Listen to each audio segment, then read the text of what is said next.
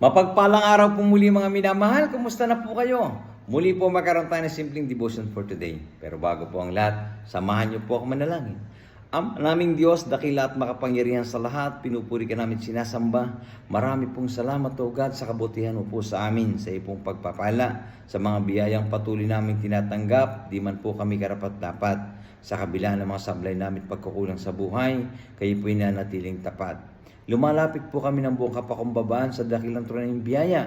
Patawad po sa mga nagawa namin kasalanan. Sa lahat ng haka ng puso namin hindi kalugod-lugod. Patawarin din po kami, O God. At nawa, O God, maging simpleng devotion ito, maging blessing po sa bawat isang nakikinig. Sa iyo lamang po ang papurit pasalamat. In Jesus' name we pray. Amen. Ang sabi po ng Biblia, dito po sa aklat ng John, chapter 11, mula po dun sa verse 33. When Jesus therefore saw her weeping, and the Jews also weeping, which came with her, he groaned in the spirit, and was troubled, and said, Where he laid him? They said unto him, Lord, come and see. Jesus wept. Then said the Jews, Behold, how he loved him. Salamat po sa salita ng Diyos. Ito mga minamahal, and during the time, dito nga po si Lazarus na taga Bethany, ng lugar ni Mary and Martha ay may sakit. At ito po si Mary na to, ito po yung nag-anoint sa Panginoon ng ointment. At pinahidan po ng ang paan ng kanyang mga buhok, mga minamahal. Ito po si Mary na yun. At ito po sila Lazarus ay malapit sa puso ng Panginoon. Kaibigan niya po ito. At yun niya po, pinaalam sa Panginoon na ito po si Lazarus ay may sakit. Subalit ang sabi ng Panginoon, ang sakit niya ay hindi para sa kamatayan, kundi upang maluwalhati ang Diyos at mag-glorify ang Son of God. Alam niyo mga minamahal, nagpatuloy pa po sila doon sa kanilang lugar na pinuntahan ng mahigit pa 2 araw. At sabi nga po ng kanyang mga disciples, kung natutulog lang si Lazarus, ay ma-okay naman sana siya.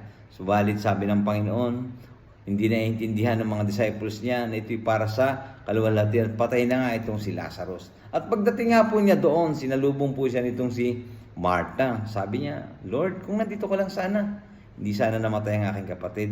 Buhay pa sana siya. Sabi po ng Panginoon kay Martha, Martha, mabubuhay siyang muli. Sabi ni Martha, opo, naniniwala ako sa last day, siya po'y muling bubuhayin.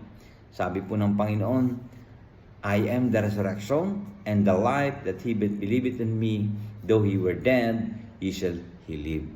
Alam niyo mga minamahal, doon niya po na nalaman ni Mary nandun ang Panginoon, nagpunta siya doon sa libingan.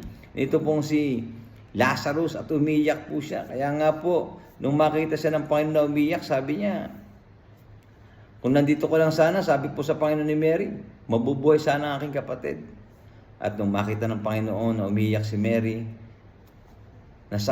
nalungkot din po ang Panginoon. Sabi nga po ng verse 35, Jesus wept. Alam niyo mga minamahal, nagpunta ang Panginoon doon sa libingan. Sabi niya, paki-roll down stones.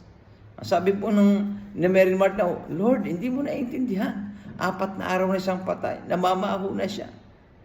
Ang sabi ng Panginoon, buksan niyo, i-roll niyo yung stone. At tinawag po si Lazarus. At si Lazarus po ay muling nabuhay. Alam niyo mga minamahal, ito yung miracle na kinakailangan natin sa ating mga buhay. Sapagkat ang tao po tunay na nagkasala. Sabi nga po ng Romans 5:12, hindi po ba dahil sa kasalanan ng isang tao nakapasok ang kamatayan at ang kasalanan dito po sa mundo. Yun po yung kasalanan ni Adan. Dahil po doon namatay po yung relasyon natin sa Diyos. Ito po yung kinakailangang mabuhay mga minamahal. At marami pong miracle ang kinakailangan natin. Lalo na po sa bawat isa atin. Ano yung kinakailangang mabuhay? Una yung relasyon natin sa Diyos. Sapagkat patay po tayo sa kasalanan. Subalit mga minamahal, ang bawat sa atin lumalakad ng malayo sa palatuntunan ng Diyos. Sinabi po yan ang aklat ng Psalms 119:36. My eyes shed streams of tears because people do not keep your law. Alam niyo mga minamahal, ang miracle pa na kinakailangang buhay sa atin, yung namamatay na pag-asa. Marami sa atin, sa mga dinaranas na problema, para nakakaramdam ng kalumbayan, nawawalan ng pag-asa. Ano po ang kailangang mabuhay? Yung relasyon po natin sa ating kapwa, higit sila sa ating pamilya. Baka nandun pa yung mga tampuhan, samaan ng loob, alisin na po natin. Maiksi lang po ang buhay ng tao, mga minamahal. Kailan po ba natin ipaparamdam pa sa ating mga mahal sa buhay ang pag-ibig, yung pagmamahal, pagkalinga. Alam niyo, panahon ng social media ngayon, pag nakakita ka ng mga post, ang dali mong i-like, ang dali mong pusuan. Pero yung mga mahal natin sa buhay, nakikita natin. Nasabihan na ba natin na mahal natin sila? Nagawa ba din nating i-like? Nagawa ba nating pusuan din ng personal? Alam niyo, mapapalad pa po ang mga tao na nakikita natin yung mga mahal natin sa buhay, na personal na nayakap. Alam niyo, ito po yung malungkot na katotohanan. Na meron na nga pong technology, komunikasyon, pero hindi pa rin magawa makipag-communicate. Ito po yung kinakailangang buhay. Kaya nga sabi ng Panginoon, ako'y naparito upang magkaroon kayo ng buhay at ng pag-asa. Ito po yung kinakailangang mabuhay sa ating mga puso, sa bawat sa atin, sapagkat ito po yung namatay na sa ating mga buhay. At wala pong ibang kaparaanan, kundi ipagkatiwala po natin yan sa ating Panginoon. Kay Kristo lamang po. Siya lang po ang bubuhay sa mga namatay sa ating buhay. Pag-asa, higit sa lahat, yung buhay na walang hanggan. Yan po ang dahilan ba't sinaparito upang ikaw at ako ay hanapin sapagkat tayo po nawawala. Tayo ang dahilan ba't siya nabayubay dun sa krus? Wala po siyang kasalanan. Inako niya ang atin po mga kasalanan upang siya po ang magbata, upang tayo po ay magtamo ng buhay na walang hanggan. Ganyan po tayo niya inibig. Ito po yung dahil ba't nalulungkot ang Panginoon. At hanggang ngayon, masasabi natin, siguro sa bawat sa atin, Jesus still weeping for you and me.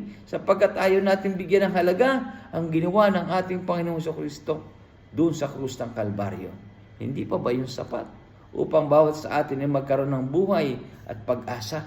Kaya mga minamahal, sa simpleng paalala po ng salita ng Diyos, how the Lord na nasaktan sa kanyang puso nung makita niya si Lazarus at ang kanyang mga kapatid na si Mary at si Martha. Ganon din tayo. Sapagkat ganon tayo kamahal ng Panginoon. Nawa, sa simpleng paalala po ng salita ng Diyos, ay pinagpala po tayo sa araw na ito. Tayo po manalangin. Ama naming Diyos, dakila, makapangyarihan sa lahat. Alam namin, O God, maraming pagkakataon ng aming buhay na hindi po namin kayo nabibigyan ng halaga. Patawad po, Ama. At dalangin po namin na anumang challenges ng buhay. Bagaman kami po ay nagkukulang, kayo po ay nanatiling tapat. Patuloy, O God, kayo po magbigay ng pag-asa sa bawat isa. Nang bawat sa amin, O Lord, ay tunay na mag-surrender na ng bawat puso. Tanggapin ka po at kilalanin sa bawat buhay bilang Lord and Savior. Patuloy kaming lumalapit, O God, sa iyo. Kayo po ang tunay na pag-asa ng bawat sa amin. Nabibigay ng buhay sa mga namatay na pag-asa, relasyon. Kayo lamang po, O God, ang aming pong sandigan, saligan. Tigit sa lahat, sa mga puso, nawa, kayo po'y patuloy na tanggapin na bilang Lord and Savior. Ito lang pong paraan upang ko po'y mapunta sa langit. Nalapit po namin ang lahat ng ito, O God. In Jesus we pray. Amen. Muli po, mapagpalang araw sa bawat isa, and God bless us all. Thank you po.